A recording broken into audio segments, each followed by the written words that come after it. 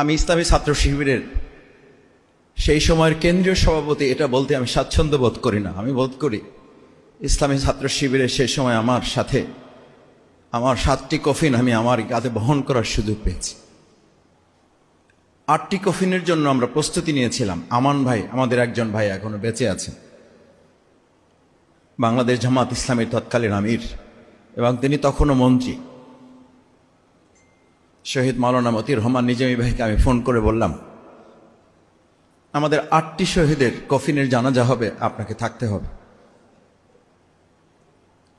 বললেন, তুমি কি করে নিশ্চিত হলে? আমি বললাম, ডাক্তারদের সাথে কথা হয়েছে, ইতিমধ্যে 7 জন নিশ্চিত হয়েছে, আর একজন অবস্থা ভালো না, এবং ডাক্তাররা আমাদেরকে পরামর্শ দিয়েছেন এটারও প্রস্তুতি গ্রহণ করার জন্য। আমান ভাইকে আমরা দেখে এসছি।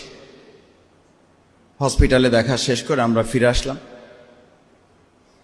ফিরে আসার পর আমরা যখন কফিন সব প্রস্তুত করে, আপনারা মাওলানা দেলোয়ার হোসেন সাইদি রাহিমাহুল্লাহ সেদিন বক্তব্য দিয়েছিলেন মগবাজার আমাদের কেন্দ্রীয় অফিসের সামনে, সেই বক্তব্য এখনো ভিডিওতে পাওয়া যায়।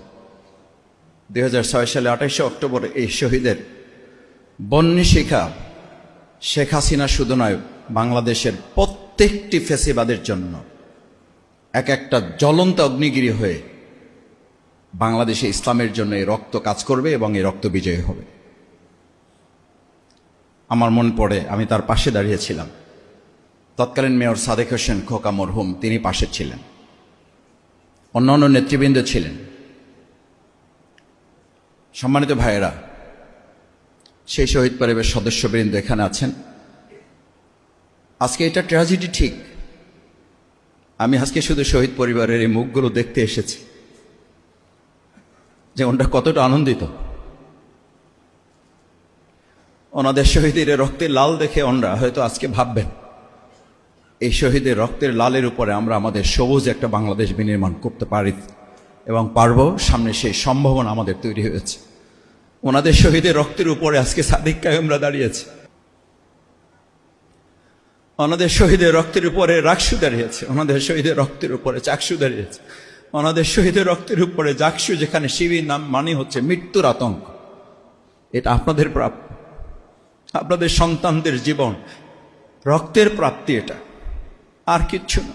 সাদিক কায়েমদের কোনো যোগ্যতা নেই, এটা সাদিক কায়েমদের কোনো প্রচেষ্টার ফসল না।